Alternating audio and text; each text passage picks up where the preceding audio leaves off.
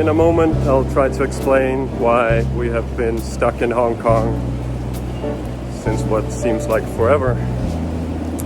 But first, I'd like to say that obviously I'm well aware that we're all struggling right now, and that's due to this pandemic, COVID-19, which has affected, I would say, billions of people in one way or the other.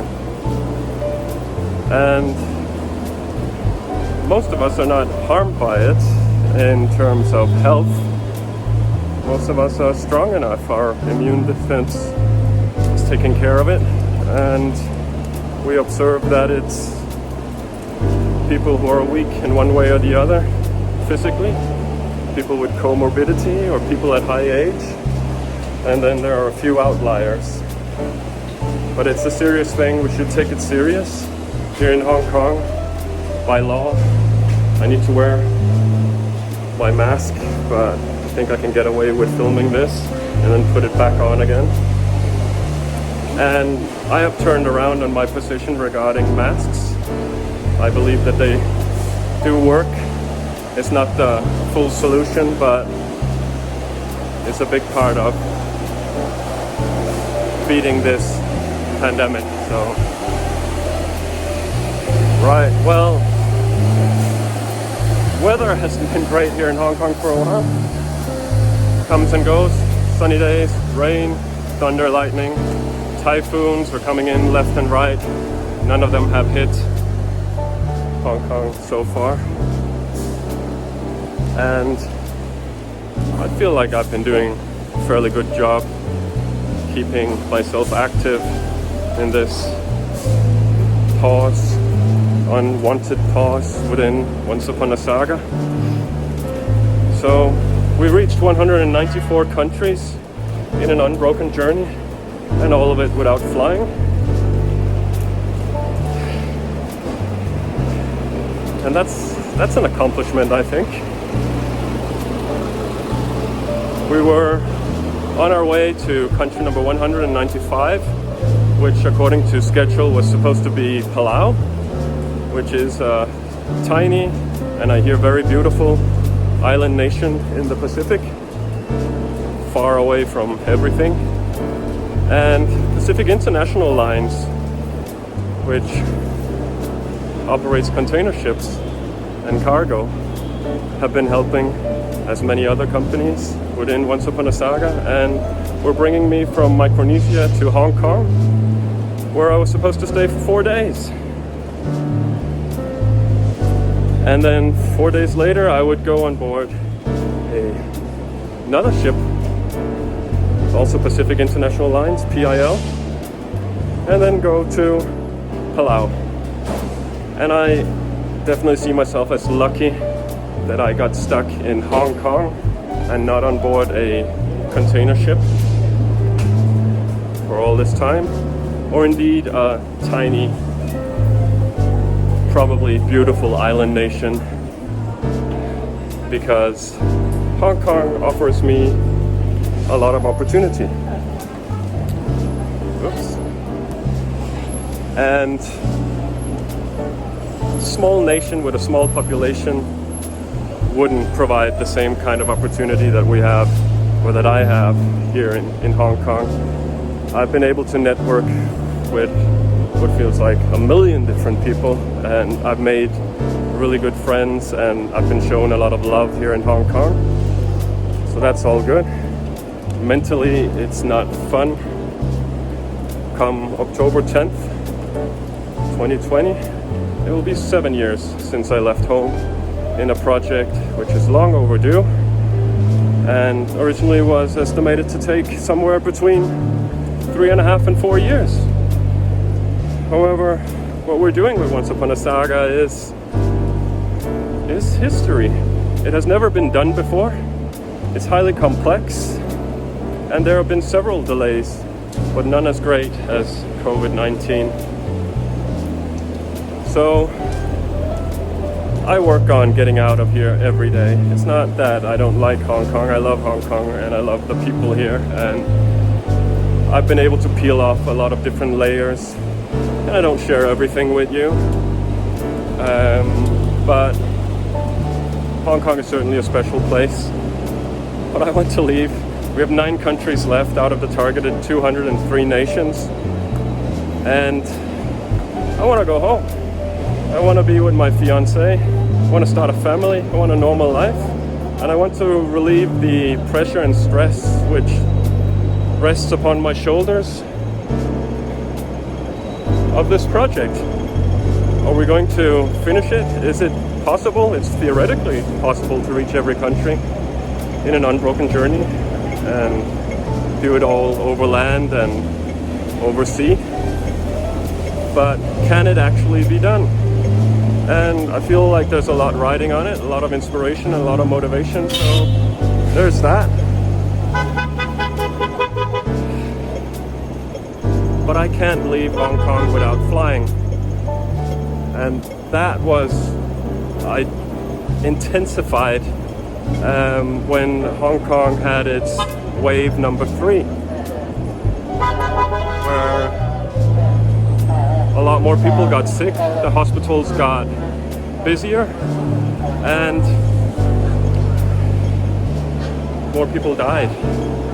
So at this point, Hong Kong immigration, along with Hong Kong port authorities, maritime authorities, have decided that I cannot leave on board a ship.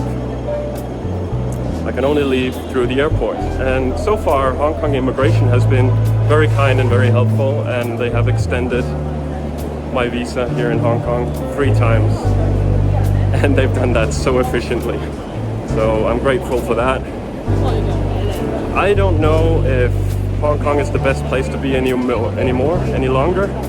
I certainly believe that Hong Kong was the very best place to be throughout the beginning of the pandemic.